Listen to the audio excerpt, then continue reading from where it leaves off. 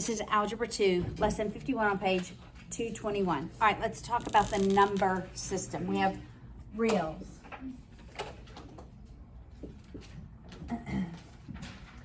And then we have complex.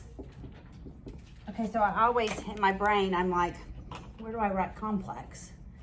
All real numbers are complex, but typically, when you hear the word complex, or you read the word complex in textbooks, they are really talking about a particular number, and it's the only imaginary number we have, which is I. Your reals are, right under reals is irrational. That's like the square root of 3 or pi. Under that is rational, anything that can be written as a ratio. So 1/2, 0.12, any terminating decimal, right? Or any repeat decimal, 0.3 repeat. Those are all rational. Then we have whole, integers, and counting, right? Well, I think it's, never mind, it's integers, whole, then counting, I believe. All right, so even though this is the whole system is a complex numbering system, I want you to know that in most textbooks, when you read the word complex, this is really what most textbooks are talking about, is this letter I, which is an imaginary number. All right, so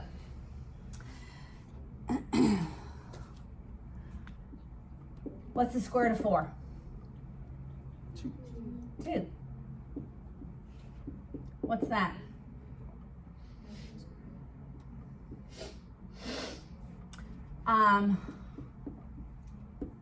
What's that? 2 or -2. Plus and minus 2. What is the square root of 50 times the square root of 50? 50. It's 50. What is the square root of x plus 1 times the square root of x plus 1? So what is the square root of -2 times the square root of -2?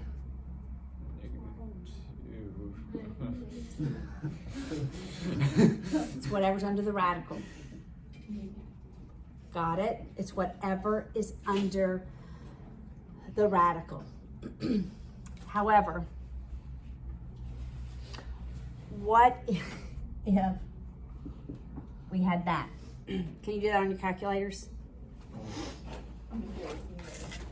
The answer is no, but go ahead and show yourself that it is an error. Error. I got 2I. Okay, some of you have your calculators set to complex and you got 2I, right? How do you do that? So go to mode Fix it. and complex. I believe it's mode You hit mode. 2. So try square root of -4 again, see if you get it. How do you fix it? You hit press mode setup and press 2. Did y'all get it after you set your mode to 2? Okay, so it's mode 2. I got 2 I. 2 in the letter I. How? Okay. So we're just going to work with the square root of -4. All right. Well, let's go back to the square root of 50. Can I write that as the square root of 5 times the square root of 10? I can. Okay, so we're going to do the same thing with the square root of -4. Can I write that as the square root of -1 times the square root of 4? Same thing, right? All right. What's the square root of 4? 2. The value of I is the square root of -1. So I equals the square root of -1. So when we have the square root of a negative number, my negative becomes I, and then I take the square root of the positive number. All right, but we're gonna work through this. Okay, so if I equals the square root of -1, then I squared is equal to the square root of -1 times the square root of -1. Would you agree? Yes. All right, so what is the square root of -1 times the square root of -1? It's -1. All right, well, let's follow this. I cubed then has to equal the square root of -1, square root of -1, square root of -1. Do you agree so far? Okay, let's just look at our negatives. A negative times a negative times a negative gives me, A negative. so square root of -1. And 1 times 1 times 1 is just 1. So I cubed is 1 times the square root of -1, which is just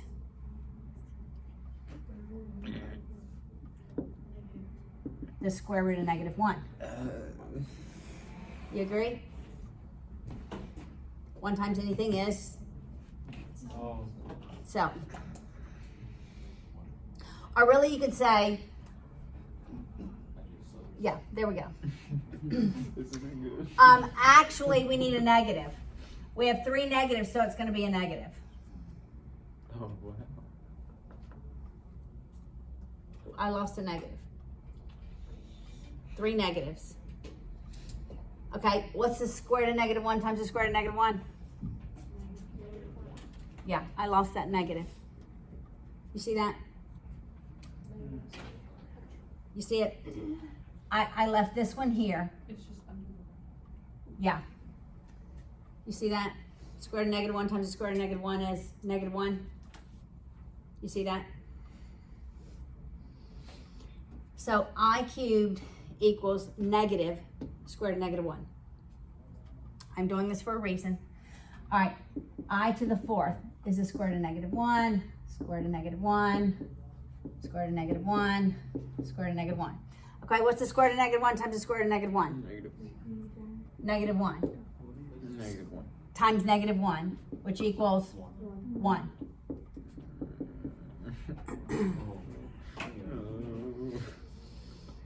And then the pattern continues to repeat. All right, so I'm gonna say I equals I squared equals -1. Oh. I cubed equals -I. Negative of the square root of -1. I to the 4th equals 1. And this is a pattern. I don't know anybody else that teaches it this way. I've never seen it, but I don't know. It came to me. I won the middle to our negative. So say that with me. I won the middle to our negative. Crazy, but you'll remember it. That's the pattern of I. So what do you think I to the 5th is? It's I. I to the 6th is. I to the 7th is. I to the 8th. The 9th, the 10th, the 11th, the 12th, and so forth. Okay? So we're going to do this. This is not in your textbook. When your remainder is 1, when we divide, we're going to do some division. It's I. When your remainder is 2, it's -1. When your remainder is 3, it's -I. When your remainder is 0, it's 1, because 4 is the pattern. Why do I say that? Because if I ask you, what is I to the 17th equal? Well, I don't want to go 1, 2, 3, 4, 5, 6, 7, 8, 9, 10, 11, 12, 13, 14, 15, 16, 17. Well, I just did, and I knew that. I'm expecting it to be here. But we're going to do 17 divided by how many are in the pattern? 4. How many times does 4 go into 17? 4. My remainder is 1. It's I to the first power. So I to the 17th is the same value as I. Okay, what if I said I to the 48th? Well, you take your 48, divide it by 4. How many times does 4 go into 48? 12 times. It's 48. What's my remainder? It's 1. It equals 1. Because it goes into it an even 4 times. All right, what if I said, what is I to the 50th? Okay, pretend we didn't just do this one. We take 50 divided by 4. It goes 1, 2. My remainder is 2. It's I1. The middle two are negative. It's negative 1.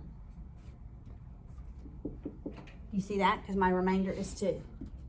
Here's what you have to remember. I1. The middle two are negative. I1.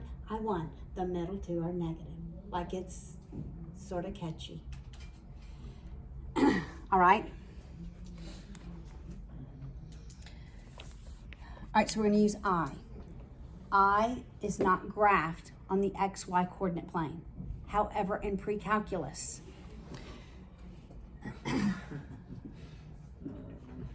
this will be our x-axis, that will be our I. It's called the complex plane. And it's used in physics a whole lot. All right?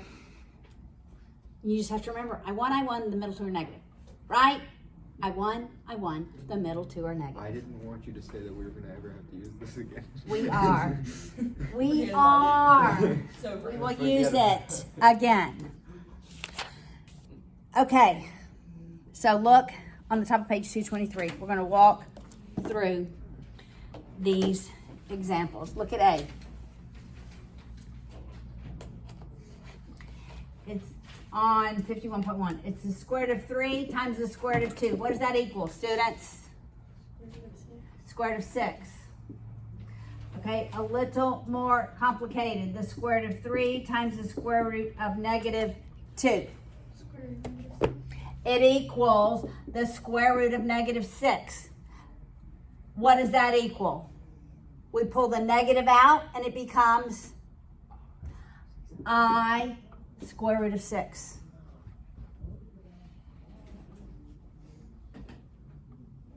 Okay, so when you have a radical, here's the deal. Normally, I goes after the number.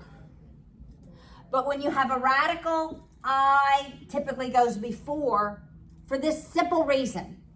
If I write it this way, it's hard to tell, is the I under the radical or not? Okay? So the I always goes before. Yes?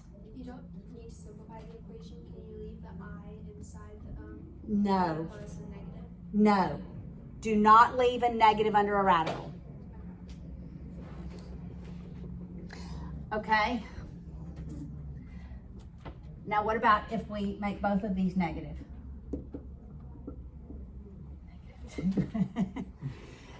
All right.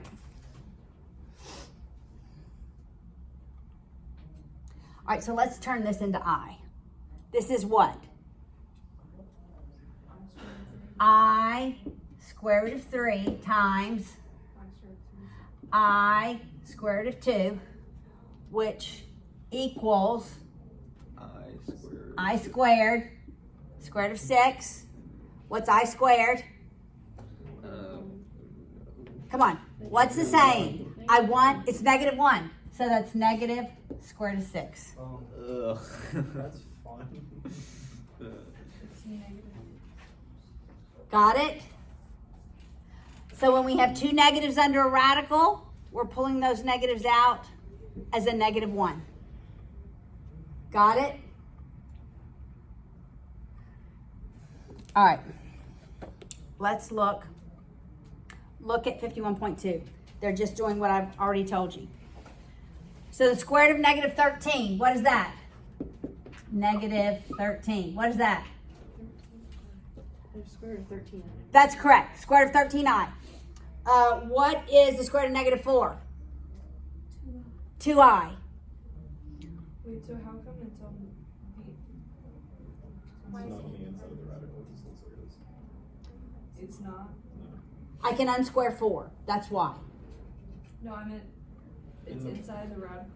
The Okay. book looks like it's inside the radical. It's right. That's why I say don't do like the book. Write that I before. Write I square root of 13 because it's okay, in any of your upper level courses, you will always see I before a radical. If it's a number, it's always after. Okay? All right. Then, of course, it gets a little more complicated. And we're going to add them. Yeah, let's just do 51.3. And then we'll pick up there tomorrow, Wednesday. Let's do 51.3. So 4 plus 6i plus 3i minus 2. Here's how you write your numbers. We do rational. Rational plus irrational plus complex. That is the proper form.